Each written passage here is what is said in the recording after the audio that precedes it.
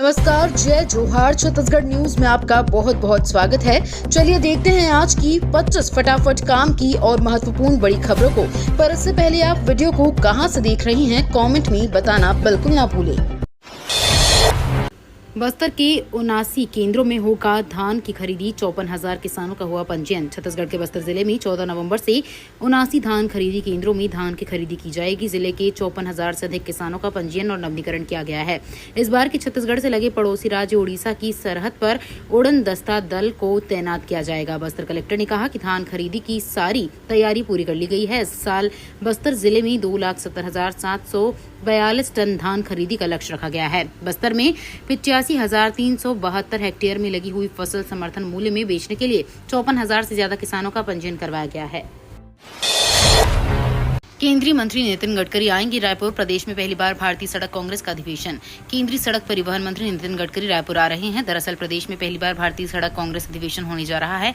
रायपुर इस 83वें कॉन्फ्रेंस की मेजबानी करेगा। ये कार्यक्रम 8 नवंबर से 11 नवंबर तक शहर के साइंस कॉलेज ग्राउंड में होगा।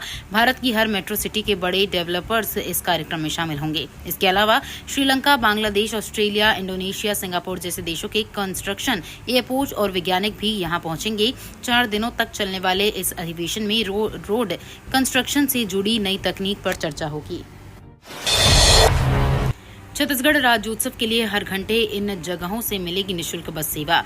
राज्य स्थापना दिवस के अवसर पर नवा रायपुर के पंडित दीनदयाल उपाध्याय व्यापार परिसर तूता में 3 दिनी राज्योत्सव का आयोजन किया जा रहा है। रायपुर शहर से राज्योत्सव स्थल तक जाने और वापस आने के लिए जिला प्रशासन द्वारा दर्शकों को आज से 6 नवंबर तक निःशुल्क बस सेवा उपलब्ध कराई जाएगी। आज से दोपहर 3 बजे से हर घंटे बसें तूता नवा रायपुर के लिए रवाना होंगी। निःशुल्क बस सेवा रायपुर शहर के रेलवे स्टेशन स्टैंड, कालीबाड़ी चौक, पचपेड़ी नाका और फाटा गांव नए बस स्टैंड से संचालित होंगी।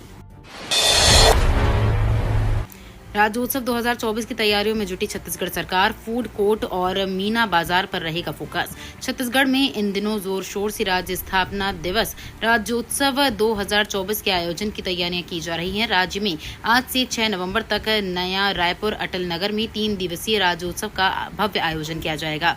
इस 3 दिवसीय राज्योत्सव में मुख्य मंच से लेकर पूरे परिसर की सजावट का काम तेजी से किया जा रहा है।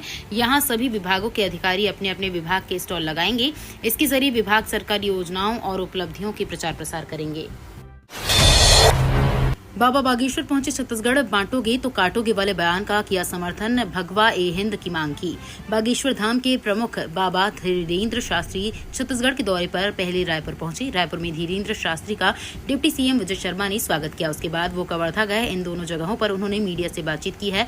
रायपुर में पत्रकारों से बात करते हुए बाबा बागेश्वर ने यूपी के सीएम योगी आदित्यनाथ के बांटोगे तो काटोगे वाले बयान का समर्थन किया। धीरेन्द्र शास्त्री ने कहा कि हिंदुओं को एक रहने का समय आ गया है। ये बयान बिल्कुल सही है कि आप बांटोगे तो काटोगे। एक जिम का ट्रेनर मेरे पास आया, मैंने उसे एक लकड़ दी और उसे तोड़ने को कहा तो उसने उस लकड़ी को तोड़ दिया। आईआईटी, जेईई और नीट की परीक्षा के लिए मिलेगी निःशुल्क कोचिंग। छत्तीसगढ़ सरकार ने शुरू की नई योजना। राज्य स्थापना दिवस के अवसर पर छत्तीसगढ़ के 28 लाख निर्माण श्रमिकों के लिए विष्णुदेव सरकार 3 नई योजनाओं की शुरुआत की है। निर्माण श्रमिकों के बच्चों के भविष्य को संवारने के लिए राज्य सरकार ने आईआईटी, जेईई, नीट, सीए की परीक्षा के लिए निःशुल्क कोचिंग योजना की शुरुआत की है। इस योजना का लाभ राज्य के 26.68 लाख निर्माणी श्रमिकों और उनके बच्चों को मिलेगा। 3 नई योजनाओं का अनुमोदन शुक्रवार को श्रम मंत्री सह अध्यक्ष छत्तीसगढ़ भवन एवं अन्य सन्निर्माण कर्मकार कल्याण मंडल लखनलाल देवांगन की अध्यक्षता में हुई। नवा रायपुर के मंडल कार्यालय में आयोजित संचालक मंडल की 3य बैठक में लिया गया। छत्तीसगढ़ का पहला प्राकृतिक चिकित्सा सेंटर मिट्टी, हवा, पानी से रोगों का इलाज। छत्तीसगढ़ में भारत सरकार का एक ऐसा सेंटर शुरू होने जा रहा है जहां मरीजों का इलाज अंग्रेजी दवाओं में नहीं बल्कि हवा, पानी, मिट्टी और धूप में होगा। ये प्राकृतिक चिकित्सा का पहला ऐसा सेंटर होगा जहां देश के एक्सपर्ट मौजूद रहेंगे और लोगों की बीमारियों का इलाज करेंगे। स्वास्थ्य मंत्री जायसवाल ने बताया कि इस सेंटर को रायपुर में आयुष मेडिकल कॉलेज के पास बनाया जाएगा। इसके लिए 10 एकड़ जमीन दे दी गई है।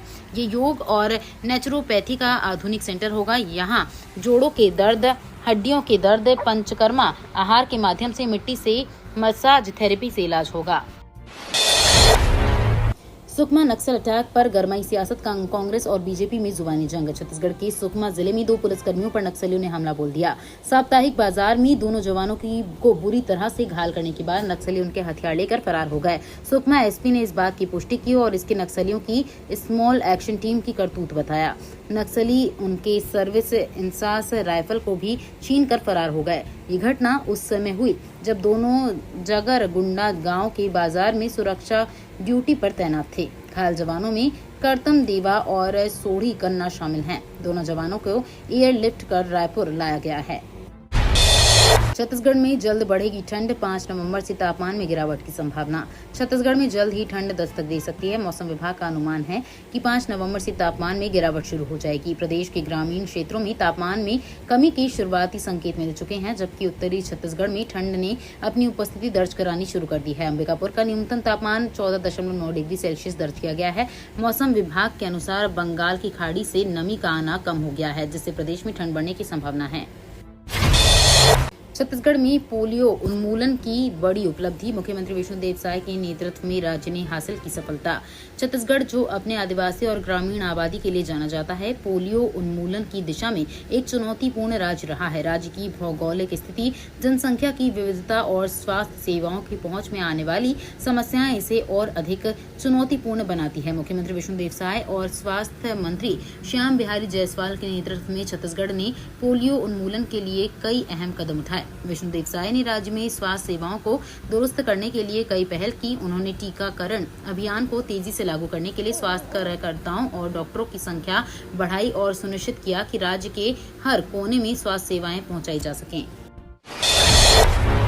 ईवीएम मशीनों की कमीशनिंग 5 नवंबर को मुख्य निर्वाचन पदाधिकारी ने अभ्यर्थियों से अवलोकन की अपील की।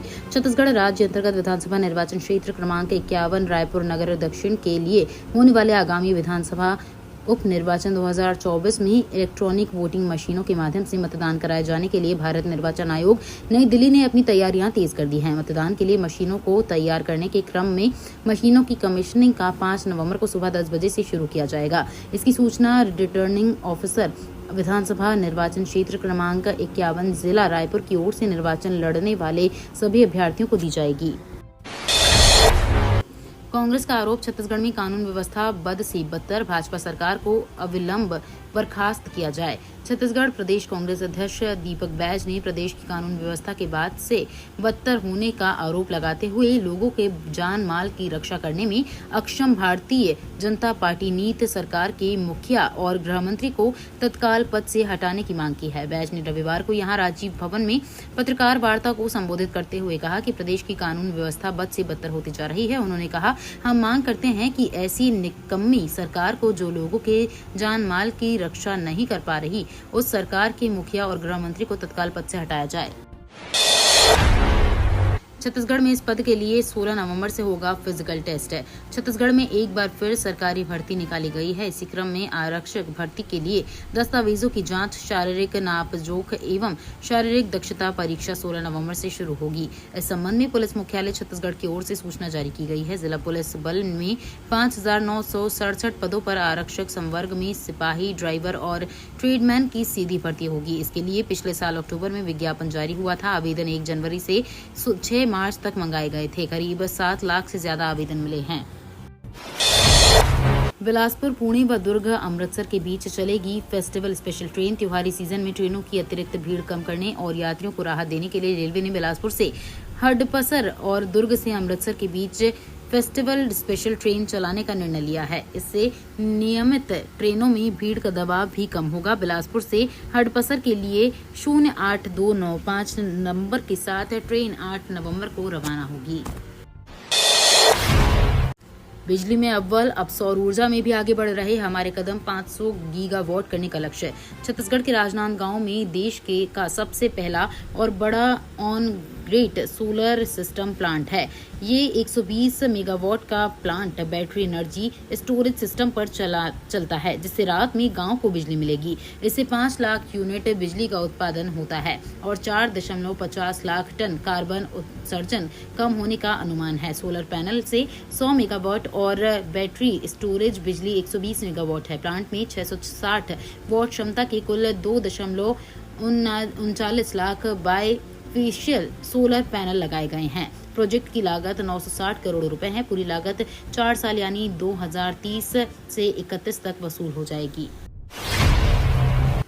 नियम तोड़ने वाले की खैर नहीं, नशा करने वालों को सड़क पर मिली सजा। छत्तीसगढ़ के बलौदाबाजार जिले में त्योहारी सीजन में शराब पीकर वाहन चलाना लोगों के लिए महंगा साबित हो रहा है। पुलिस विभाग ने इस समस्या को गंभीरता से लेते हुए विशेष अभियान चलाया है। इस अभियान के तहत कुल 22 वाहन चालकों पर कार्रवाई की गई। सभी आरोपियों के वाहनों को जब्त कर लिया गया है। पुलिस की अलग अलग टीमों ने सड़क पर भारी वाहन, 4 पहिया और 2 पहिया चालकों की चेकिंग की।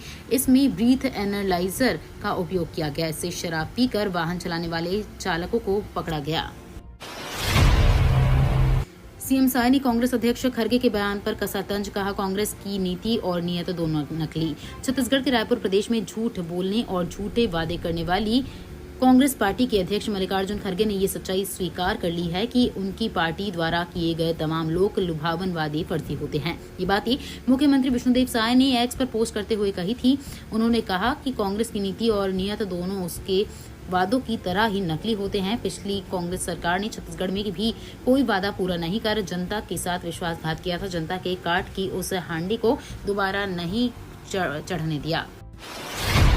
प्रदेश में दीपावली पर इस साल फूटे 7 करोड़ रुपए से ज्यादा के पटाखे। प्रदेश में इस साल दीपावली त्योहार के दौरान 7 करोड़ रुपए के ज्यादा के पटाखों का कारोबार हुआ। इसकी कीमतें 20% तक महंगा होने के बाद भी लोगों ने जमकर खरीदी की। अकेले रायपुर जिले में 2 करोड़ रुपए से ज्यादा का कारोबार हुआ। शहर के 150 स्थायी लाइसेंसी और विभिन्न स्थानों में 100 से ज्यादा अस्थायी दुकानों के साथ ही लाखे नगर स्थित हिंद स्पोर्टिंग मैदान में भी दुकानें खोली गई थी। इस दुकानों में दीपावली के पहले ही जमकर खरीदी शुरू हो गई थी। पटाखा कारोबारियों का कहना है कि इस बार पिछले साल की अपेक्षा 20% ज्यादा कारोबार हुआ है। देश के 97.5% स्कूलों में छात्राओं के लिए अलग शौचालय। केंद्र सरकार ने सुप्रीम कोर्ट को दी जानकारी। अब देश के 97.5% से अधिक स्कूलों में छात्राओं के लिए अलग शौचालय की सुविधा है। केंद्र सरकार ने सुप्रीम कोर्ट को सौंपे अपने शपथ पत्र में ये बात बताया है कि देश में सरकारी सहायता प्राप्त और प्राइवेट स्कूलों सहित 97.5% से अधिक स्कूलों में छात्राओं के लिए अलग शौचालय की सुविधा उपलब्ध हो चुकी है। गौरतलब है कि ऊंची कक्षाओं में छात्राओं की पढ़ाई छोड़ने की एक बड़ी वजह उनके लिए अलग शौचालय की सुविधा न होना था। केंद्र ने ये शपथ पत्र शीर्ष अदालत के निर्देश के बाद दायर किया है। बुजुर्गों को मिलेगा आयुष्मान वय वंदना कार्ड, 5 लाख तक का मुफ्त इलाज। आयुष्मान भारत योजना का लाभ अब 70 वर्ष से अधिक उम्र के बुजुर्गों को भी मिलेगा। केंद्र सरकार ने 70 वर्ष तक और उससे अधिक आयु के बुजुर्गों के लिए आयुष्मान भारत प्रधानमंत्री जन आरोग्य योजना के तहत 5 लाख रुपए तक के मुफ्त इलाज की सुविधा उपलब्ध कराने की घोषणा की है। प्रधानमंत्री नरेंद्र मोदी ने दीपावली के अवसर पर इस योजना की शुरुआत की, जिससे लगभग 1,17,129 बुजुर्ग लाभान्वित होंगे। छत्तीसगढ़ में धर्मांतरण पर बवाल, बीजेपी नेता बोले पुलिस दे रही संरक्षण। छत्तीसगढ़ के रायगढ़ जिले में धर्मांतरण को लेकर हिंदू संगठन के लोगों ने जमकर बवाल किया। आरोप है कि प्रार्थना सभा के बहाने महिलाओं का धर्म परिवर्तन कराया जा रहा था। मामले में बीजेपी जिला अध्यक्ष ने कहा कि पुलिस के संरक्षण में पूरा खेल चल रहा है। मामला जूटमिल थाना क्षेत्र मिट्ठू मुड़ा का है। मिली जानकारी के मुताबिक एक घर में 15 से 20 महिलाएं प्रार्थना कर रही थी। इसकी जानकारी हिंदू संगठनों को लगी तो उन्होंने पुलिस से शिकायत की। मौके पर पहुंची पुलिस ने 4 लोगों को गिरफ्तार किया है।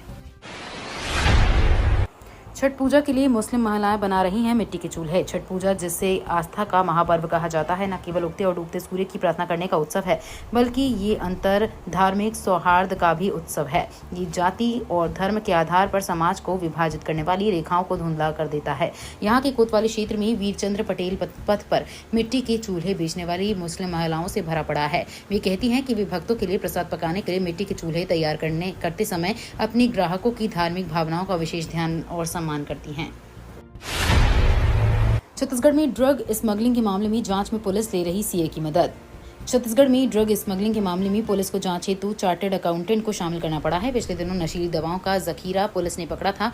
जांच में जानकारी मिली कि ड्रग स्मगलर्स ने स्मगलिंग से करोड़ों की संपत्ति बनाई है, जिसकी जांच के लिए पुलिस सीए की मदद ले रही है। मामला सिविल लाइन थाना क्षेत्र का है। सिविल लाइन पुलिस और एसीसीयू ने पिछले दिनों मिनी बस्ती में दबिश देकर 3 महिलाओं और 1 नाबालिग को नशीली दवाओं के साथ गिरफ्तार किया। टीबी मुक्त होने की राह में भारत की गति दुनिया से दोगुनी। स्वास्थ्य मंत्री जेपी नड्डा ने बताया कि भारत टीबी मुक्त होने की राह में दुनिया से दोगुनी गति पर चल रहा है। यहां तक कि WHO ने भी इसकी सराहना की है। जेपी नड्डा ने अपने मंत्रालय और स्वास्थ्य कर्मियों को इस प्रयास पर बधाई दी तो पीएम मोदी ने भी उनका हौसला बढ़ाया और भारत के लोगों को टीबी मुक्त करने का आह्वान किया। एक्स पर जेपी नड्डा ने लिखा, हम टीबी मुक्त भारत बनाने की अपनी प्रतिबद्धता पर कायम हैं। विश्व स्वास्थ्य संगठन ने 2015 से 2023 तक टीबी की घटनाओं में 17.7% की गिरावट के साथ भारत की उल्लेखनीय प्रगति को मान्यता दी है। प्रियंका गांधी ने मोदी सरकार पर धनी मित्रों को महत्व देने का आरोप लगाया। प्रियंका गांधी ने कहा कि प्रधानमंत्री मोदी का प्राथमिक उद्देश्य नागरिकों की समस्याओं को हल करने की बजाय सत्ता में अपनी उपस्थिति को सुरक्षित रखना है। उन्होंने कहा, मोदी सरकार लोगों के बीच नफरत, दुश्मनी और डर को बढ़ावा दे रही है। उन्होंने कहा कि भूमि और बंदरगाह जो जानता है कि है उद्योगपति मित्रों को हस्तांतरित किए जा रहे हैं। प्रियंका ने तर्क दिया कि केंद्र सरकार जनता की उपेक्षा करते हुए अपने धनी मित्रों का समर्थन करती है। उन्होंने बढ़ती बेरोजगारी दरों पर प्रकाश डालते हुए कहा कि शिक्षित युवाओं के लिए नौकरी पाना तेजी से मुश्किल होता जा रहा है, जबकि परिवार उनकी शिक्षा में निवेश कर रहे हैं। ये तो थी आज की बड़ी खबरें। अगर आपको न्यूज़ पसंद आई हो तो वीडियो को लाइक और शेयर करना बिल्कुल ना भूलें। धन्यवाद।